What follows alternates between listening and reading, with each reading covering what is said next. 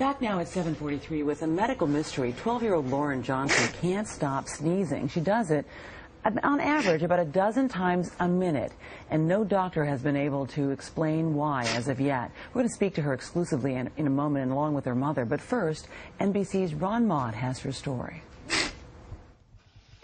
She just might be the most blessed person in America.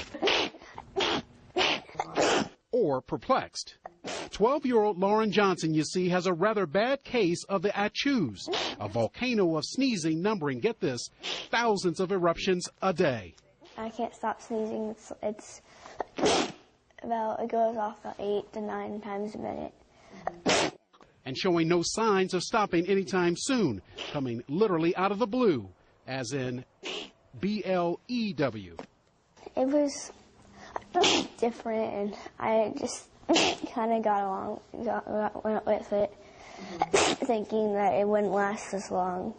But it's been 2 weeks now, and it just hasn't stopped. Might it be her beloved dog, Bo? The lush green grass they play on? No one seems to know. Everybody's baffled. Lauren's mom says a flurry of doctor's visits and medications have done little to solve this sneezing stumper. Nobody really knows how to treat it, what's going to work, and even in cases where it might have worked or turned the sneezing off for a while, a lot of times it comes back again. Desperate for answers, Mom even sought hypnotists and psychotherapists. My place is just to help de-stress the family and guide them through the medical and mental health parts of this.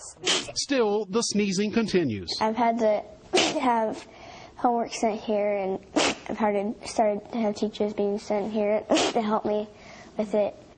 All she wants, Lauren says, is to get back to school and for the sneezing to end. It gets old after a while, going 3 or 4 doctor's appointments a day, but whatever it takes to get me to stop sneezing. The only thing working so far? Sleep. For today, Ron Maude, NBC News, Atlanta. Well, Lauren Johnson and her mother Lynn are here with us exclusively, along with NBC's chief medical editor, Dr. Nancy Seidemann. Good morning to all of you. Well, first of all, Lauren, you don't seem to be in any kind of pain. Is any other part of your body hurt, or is it just the sneezing? No, it's just primarily the sneezing. I'll get maybe a raw nose, some of the tissues, but that's mostly it. And this all started, you had a head cold along with your sister. Let me see if I've got this right. You basically were sneezing then, but not so much. You went to a sleepover. You felt better not to go to a sleepover. And then when you came home, you came back sneezing. What did you notice that made you realize that something was really off, Lynn? Well, after she had the cold and seemed to be feeling better for a day, you know, the sneeze with the cold was a normal productive sneeze. When she came back from having a sleepover, it became a rhythmic, nonstop chronic sneeze. That's when we first really became alarmed a few weeks ago. So something like 5 sneezes a minute to maybe more than that, maybe even 10, 20 sometimes? Yes. Definitely. And so the average is you know, you have an average for that, but then that's kind of accumulates something like 10,000, 12,000 sneezes a day. Every week. This is miserable. Yeah. Yeah? How would you say it's been pretty miserable? Yeah. Yeah? You've not been able to go to school? No, they're saying it's a little too disruptive in the classroom. It's hard to focus. And is there anything that causes you to sneeze more versus sneezing less? No. It just depends on what's happening. You can't control it by but you have been able to sleep, which is a godsend, right? You can get some rest. And what are the doctors telling you? They say they have a couple ideas, maybe that it's an intractable psychogenic sneeze that she can't control, but they can't find any stressors or any trauma or anything recently in her life that would cause that. Well, Laura, let me ask you about that. It sounds like there's some worry that maybe something might have happened to make you want to sneeze. Is there anything that you can think of that happened to you that made you emotional about something? Nothing. School's been going great. Everything's been doing fine. I can't think of anything. You can't think of anything. Nancy, you know, this is a very rare thing. Right. I mean, maybe 40 cases, I understand, maybe known. I mean, what do we know about this? Well, I think we have to just sort of step back for a second. And, you know, and it's always very difficult when a family's brave enough to come on national television and sort of go through this.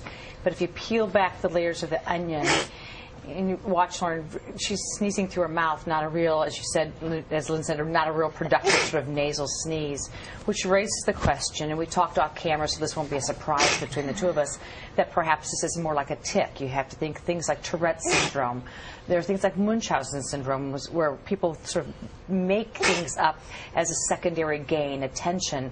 Unusual for something like this because with Munchausen syndrome, it's usually belly pain, chest pain, and you want people to run tests on you.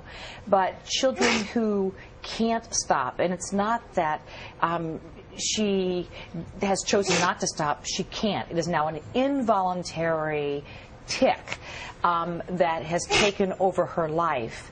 It does bring up the psychological aspects of how do you get to that, and there are extraordinary child development centers in the country, having exhausted neurologists and ear, nose, and throat doctors and not found anything up in the nose. You have to then take the next step and say, okay, what is there going on that has a psychological basis that you can then zero in on and treat? But you know, it's also true that if there are only a very small number of cases, that maybe finding the doctor that has treated that case might be useful. Well, Annie, I just don't think this is a sneeze.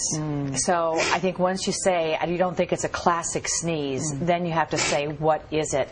Classic sneeze, you sneeze, your eyes close, and you have some spray out of your nose. This is more coming out of her mouth into her hand, and it's involuntary. You can tell there's a rhythmic aspect to it, and that brings up the idea of a tic. One of the reasons why you wanted to be on TV is because you hope that somebody who's watching might be able to help you, and you want them to help you because you want to, I understand you really like school and you miss your friends. Is that right, Lauren?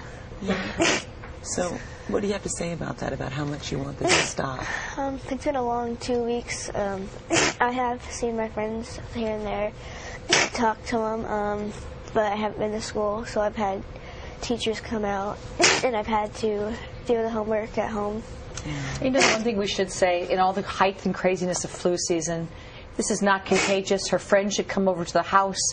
She can travel everywhere. This is not a sneezing on everyone. This is the time when this family needs support, and very important. Very good point. Well, Lauren, I hope you get that support. I hope you get to hear, Lynn, from somebody who's listening, and Dr. Nancy, thank you. You bet, Annie. As always, helping us. And by the way, if you have a suggestion that could help Lauren from Stop Sneezing, we want to hear from you, so log on to our website, which is at todayshow.com.